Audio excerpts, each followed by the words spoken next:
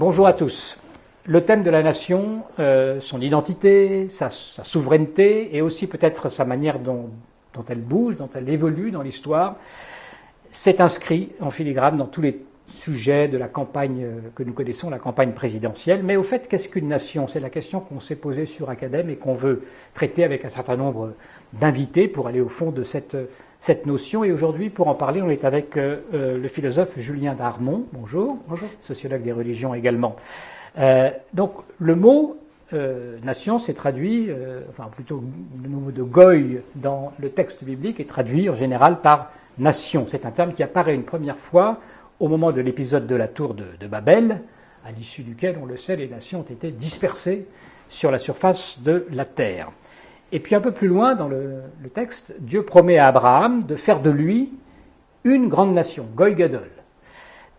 Avant d'aller plus loin, peut-être, qu'est-ce qu'on entend par ce terme de Goy, de nation, dans ce contexte biblique? Comment il faut le comprendre, Julien Darmon? Alors c'est toute la difficulté d'aller comprendre ce que veut dire un mot dont le sens a l'air aussi évident, parce qu'il est donné dans son contexte, et en même temps dont l'étymologie est obscure, et toute cette difficulté est masquée par cette facilité de traduction qu'on s'est habitué à traduire Goy par nation, comme si on savait mieux ce que veut dire nation que ce que veut dire Goy.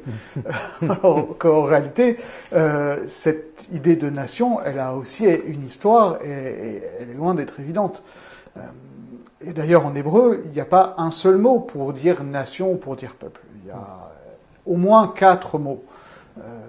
Il y a le mot de Am, qu'on traduit en général par peuple, c'est-à-dire quand on va parler du peuple d'Israël, on va dire Am Israël.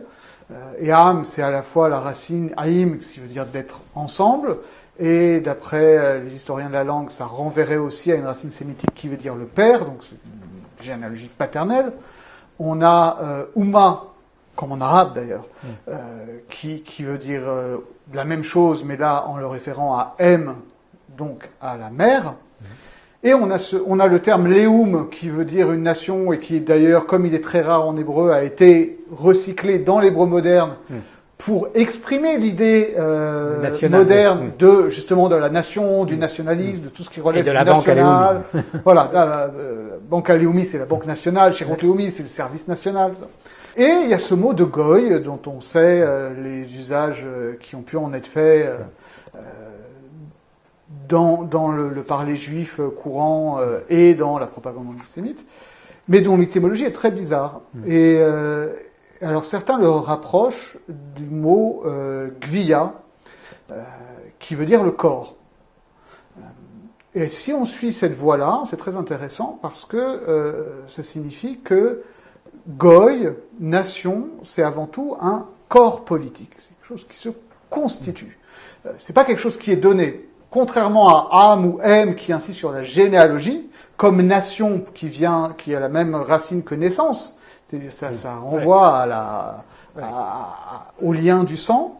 Même dans les généalogies bibliques qui sont données à la sortie de l'arche avec Noé et la descendance de tous ces peuples-là, on nous dit que ces peuples ou ces nations qui apparaissent à partir de Noé, de ses enfants et de ses petits-enfants, ne sont pas différents Aramim ou Umot, puisque de fait, ils ont tous le même père et la même mère, c'est Noé et sa femme, mais ce sont différents Goyim, c'est-à-dire différents corps politiques. Et en réalité, ce qui intéresse la Bible dans ce passage-là, c'est de faire l'étiologie, c'est-à-dire de donner un récit explicatif de la diversité des corps politiques qui entourent le corps politique israélite à l'époque biblique et qui nous dit non pas que ces différents corps politiques voisins et souvent ennemis sont des gens qui ont une autre généalogie, mais au contraire que ce sont des cousins, des frères, des demi-frères, des cousins plus ou moins éloignés, Ésaü, Ishmaël, même Canaan, etc. Et a fortiori Moab, Lot, tout ça. Ce sont des gens qui forment avec nous une même généalogie, mais qui sont des corps politiques différents. Ce qui fait corps aussi, Julien Darmon, c'est quand même la langue, c'est quand même la culture, c'est au-delà du corps, c'est un corps au sens d'une constitution, d'une entité quand même nationale. Et de fait, ce qui est frappant, c'est que cette généalogie qui est donnée des enfants de Noé nous dit que ces différentes générations se constituent en goyim, en corps politique, selon leur langue. Or, ce que l'on nommait souvent, c'est que ce passage où on nous parle de la diversification des corps politiques en fonction des langues, ça vient avant la tour de Babel. C'est-à-dire que la tour de Babel, où on nous dit que à cette époque-là, tout le monde était une langue une, cette langue unique n'est pas l'état premier et la diversité des langues et donc des nations serait un état dégradé par rapport à ça. Au contraire, si on lit chronologiquement le texte biblique, on nous dit que ce qui est premier et ce qui est valorisé, c'est la diversité des cultures, des langues et des nations, et que le projet d'avoir une langue unique, une culture unique, un État politique unique, c'est un projet totalitaire. C'est ça. C'est le projet donc de la tour de Babel, et c'est pour ça qu'il a été, sanctionné, on va dire, par la dispersion, parce que cette volonté de s'unir, qui était sans doute louable, ça ne se faisait pas d'une bonne manière, puisque ça éradiquait les différences. Mais on parle donc à ce moment-là de 70 nations, puisque c'est le chiffre qu'on déduit du texte. Et ces nations, on leur attribue des anges tutélaires. On dit que chaque nation... ça veut quand même dire qu'il existe pour chaque nation un rôle, un sens, une fonction dans l'économie générale du monde, une justification, en tout cas dans le plan divin. Comment on peut comprendre cette notion d'ange tutélaire des nations ?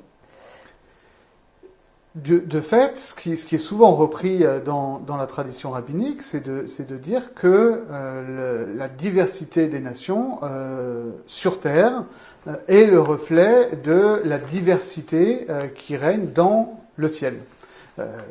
Unis sous la souveraineté divine, bien évidemment, mais que de même que Dieu démontre sa toute-puissance créatrice dans l'infini des corps célestes, de même, il montre son omnipotence et sa capacité créatrice dans la diversité des corps politiques sur Terre. Avec ce chiffre de 70, qui est donc le chiffre de la pluralité, on va dire. Et il y a quelque chose qui m'a beaucoup frappé dans un commentaire du Maharal de Prague, c'est dans les Chidushé Agadot, les commentaires sur les Agadot du Talmud, où il commente un passage où le texte de la Bible dit « Ve'achalta et kol aramim » et tu dévoreras tous les peuples. Il dit, alors on pourrait avoir une lecture négative de ça, que les Juifs auraient vocation à exterminer tous les peuples. Il dit, mais si la Bible avait voulu dire ça, elle l'aurait dit directement, elle n'est pas pudique. Et il dit, en réalité, il faut comprendre qu'est-ce que ça veut dire manger. Qu'est-ce que ça veut dire? C'est quoi manger? Manger, c'est pas juste manger physiquement, c'est finalement s'assimiler une altérité pour se nourrir et pour grandir en perfection. Et il dit, la vocation du peuple juif, qui n'est que un goy parmi d'autres goys, c'est de récapituler dans son particularisme toute cette diversité, en étant exilé, en allant se nourrir auprès des autres peuples de ce qui fait leur singularité et de l'intégrer dans le particularisme bariolé de la civilisation juive. C'est ça, Goy Gadol, finalement, l'expression qui est utilisée. Et aujourd'hui, finalement, l'État d'Israël, pour poursuivre cette idée-là, c'est le rassemblement de ces exilés qui ont ramené toutes ces cultures pour précisément tenter un modèle d'unité, de proposer un modèle d'harmonie de toutes ces cultures. Alors je ne sais pas si ça marche sur place, mais en tout cas, c'est comme ça qu'on aimerait que ça fonctionne effectivement. Et de fait, il y a une évolution dans l'histoire de la pensée juive, c'est-à-dire que depuis ce modèle biblique, avec des peuples bien distincts, qui sont tous les peuples immédiatement voisins de la terre d'Israël, on a quand même un élargissement déjà avec le livre de Daniel et la vision des 4 empires, donc on passe d'un modèle national à un modèle impérial, et le Talmud et la littérature rabbinique ensuite passent à cette vision où ce qui s'oppose au goy qu'est Israël, c'est pas d'autres goyim séparés, mais finalement des grands empires, des grandes civilisations. C'était l'Empire romain, puis l'Empire perse, qui ont été remplacés par la chrétienté, par l'islam. Et là aussi, ça a obligé le peuple juif à réinventer ce que ça voulait dire que son identité nationale, si on peut se permettre, et à l'agrandir, non pas à un particularisme régional, mais à proposer un autre universel que celui qui était proposé par le christianisme et par l'islam. Et aujourd'hui, où on est dans des phases encore plus grandes de globalisation et de multiculturalisme, alors oui, c'est aussi un défi auquel on fait face. Comment est-ce que on marie notre spécificité juive, irréductible, même si finalement on voit que c'est difficile de dire en quoi elle consiste exactement. Et c'était d'ailleurs, à mon avis, la grande erreur du livre de Shlomo Sand, comment le peuple juif fut inventé. C'est-à-dire qu'il a pris une idée complètement étriquée de qu'est-ce que ça voulait dire qu'un peuple, en montrant que le peuple juif correspondait pas à cette définition. Alors qu'il fallait faire l'inverse. Il fallait montrer que le peuple juif ne correspondait à aucune des définitions classiques du peuple d'une nation, pour dire que ça permettait, que cette judéité permettait de déconstruire ces idées-là, pour aller vers un mouvement plus universel, plus de pluralité, tout en préservant cette singularité, cette identitaire dont certains ont si peur de la voir se perdre aujourd'hui. Alors revenons maintenant aux nations, aux 70 nations, aujourd'hui finalement. La problématique, vous avez dit, il y a la problématique de l'empire, quand une nation veut s'imposer son universalité, sa particularité en tant qu'universalité, mais il y a aussi toute la volonté de se maintenir. On voit bien le retour des nationalismes, dans la mondialisation, etc., qui pèse. Et dans notre campagne électorale, on voit bien que c'est un enjeu important de dire défendre l'identité française, la nation française, etc. Comment on peut comprendre cette volonté de retourner à cette particularité spécifique, puisqu'on a expliqué qu'elle avait un sens dans le plan finalement global. Mais qu'est-ce qui ne va pas alors? Comment on s'en saisit mal, ou on instrumentalise cette nation, ou on ne veut pas lui donner la souplesse qu'elle devrait avoir? Je pense, surtout, c'est un sujet délicat, je pense qu'on joue beaucoup à se faire peur, en fait. C'est-à-dire que pour ce qui est de l'identité française, mais le même problème se pose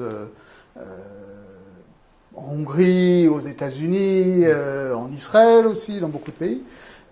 On se dit que aujourd'hui la nation est en danger, l'identité nationale est en danger, et qu'il faudrait absolument la sauver en la restreignant et en la sclérosant, alors qu'on oublie, ce que j'ai essayé d'expliquer dans les quelques minutes qui nous étaient imparties, que ça a toujours été quelque chose en construction, et que justement la nation, c'est un corps qui se construit, et qu'il y a une volonté politique de construire un corps.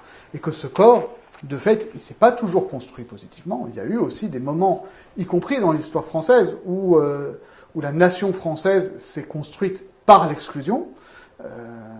Ça s'est produit au moment de Saint-Louis ou de Philippe le Bel, de Philippe Auguste, etc. Ça s'est produit aussi au grand siècle, sous Louis XIV, Louis XV. À toute époque, on a eu comme ça des mouvements. Et d'ailleurs, c'est pas propre à la France. On voit ça aussi en islam, où il y a eu des phases où les sultans, ayant peur d'une certaine dissolution, ont voulu serrer la vis sur l'orthodoxie islamique et exclure des mouvements ou des groupes ethniques qui étaient perçus comme des corps étrangers. Mais il y a eu aussi d'autres mouvements. C'est-à-dire que, et en réalité, quand on regarde l'histoire, c'est plutôt ça qui l'a emporté. C'est-à-dire que les nations se sont construites de manière forte, quand elles ont su subsumer les diversités et les tensions vers un idéal commun.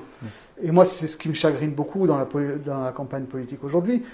Pas tellement de la célébration abstraite de l'unité nationale ou de la grandeur de la France, mais du contenu concret qu'on met derrière. C'est-à-dire, quand on me dit que la grandeur de la France, c'est Saint-Louis, c'est Pétain qui n'était pas si méchant que ça, c'est l'armée qui a condamné Dreyfus, il n'y a pas des trucs plus positifs que ça dans le patrimoine culturel, civilisationnel français à proposer? Et surtout, j'allais dire aussi, c'est l'idée de dire qu'on va prendre comme modèle une France du passé, et que le projet, précisément l'idéal dont vous parliez, il y a rien qui se redéfinit précisément dans ces postures nationalistes, le plus souvent, qui sont le plus souvent des réactions. C'est ça, c'est-à-dire non seulement c'est des modèles du passé, mais c'est des modèles réactionnaires du passé. Alors qu'on n'a quand même pas manqué de Victor Hugo, de Condorcet, de Mirabeau, ou même si on veut remonter à des gens comme Abélard, par exemple. Abélard, d'une modernité incroyable dans son ouverture au féminin, dans sa proximité avec la souffrance des Juifs, etc. Ça, c'est des modèles qui sont pas moins français. On est en panne, manifestement. Beaucoup de nations sont en panne d'inventer un futur, comme on dit, la visibilité, l'idéal, la projection devient de plus en plus difficile. C'est une phase critique quand même aujourd'hui, dans laquelle nous sommes, pas uniquement en France. Oui, c'est une phase critique, mais je pense que pour le coup, en France en particulier, on est quand même beaucoup moins mal barré, si vous me permettez l'expression, que des pays de l'Est ou des pays du Moyen-Orient comme le Liban, qui sont complètement au bord de la ruine économique et politique. On a largement les moyens en France de proposer un projet commun fondé sur les valeurs universelles dont la France, même dans ces moments pas forcément les plus reluisants de la colonisation, a su se faire ce porte-parole d'un certain universalisme des peuples, pour le coup, et dans lesquels les éléments qu'on voudrait aujourd'hui exclure de la communauté nationale se revendiquent. Alors, vous regardez même chez des rappeurs un peu violents, si vous les écoutez parler, ils vont vous dire que pour eux, la France, voilà, c'est Victor Hugo, c'est les grands tribuns du 19e, du 20e siècle. Donc paradoxalement, il y a aussi une soif de ça, même chez les gens qu'on voudrait exclure. Donc, faisons fond sur la récapitulation des positivités, plutôt que de se nourrir uniquement du négatif, parce que finalement, ça n'a jamais marché. Merci beaucoup, Julien Darmon, d'avoir accepté cette invitation de passer comme ça de la genèse à la campagne électorale. Merci infiniment et je vous remercie également pour votre attention. On se retrouvera pour d'autres invités dans cette série « Qu'est-ce qu'une nation ?» Merci.